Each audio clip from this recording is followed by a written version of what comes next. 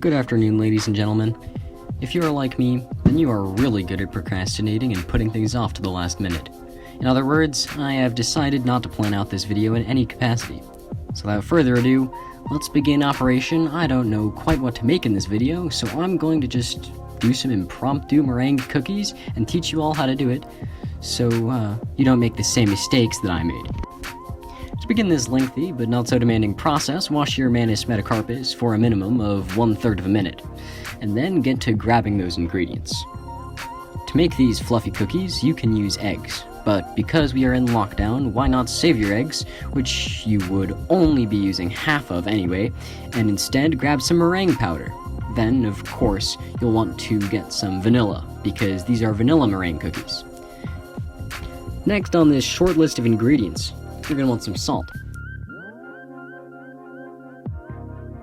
And finally, a lemon. Don't forget those measuring spoons either. We're also going to want a bowl, and unfortunately, no cord. Next, you're going to go ahead and put the equivalent of 3 egg whites of meringue powder into this bowl. For me, this is 6 teaspoons of powder, and 6 tablespoons of water. Not 6 teaspoons of water, which is what I tried at first, and unsurprisingly, it did not work quite as well. The next step is to let this oddly foamy egg powder mix just to sit there for around 30 minutes. Take advantage of these 30 minutes to do something productive, like avoiding your homework and practicing the didgeridoo.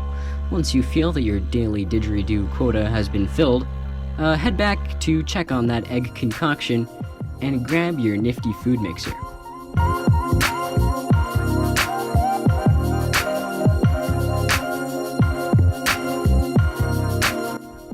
For this next part, add about half a teaspoon of pre-chopped lemon to your meringue, and just a touch of salt before you plug in that marvelous mixing machine to whip this mixture into a foamy consistency.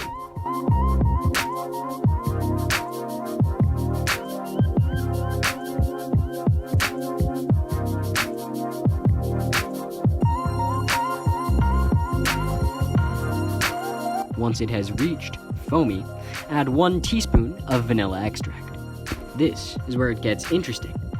That mixer will come in extremely handy here, as doing this by hand is tiring, to say the least. Gradually add in 2/3 of a cup of sugar as you whip it all up to stiff peaks.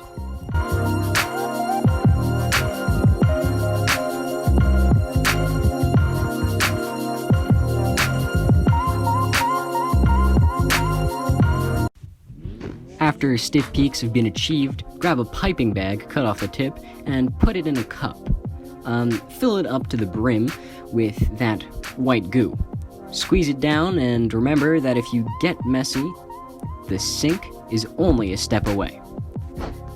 Now that you have a piping bag, grab either some parchment or this groovy nonstick baking sheet to pipe little dollops of meringue onto into the desired shape. Now, my advice for piping is only to make about 1-inch wide cookies, because mine were a bit sticky in the middle and didn't come out quite perfectly, which I'm chalking up to the cookies being too large. Heat up the oven to 250 degrees Fahrenheit and slap that pan of swirly goodness on into that cooker and get ready to wait 45 minutes for it to cook and another 30 minutes for it to cool down. Use this time to clean up the kitchen and to give that gourd a nice pat. Once the time is up, pull them out of the oven, and there you have it, meringue cookies.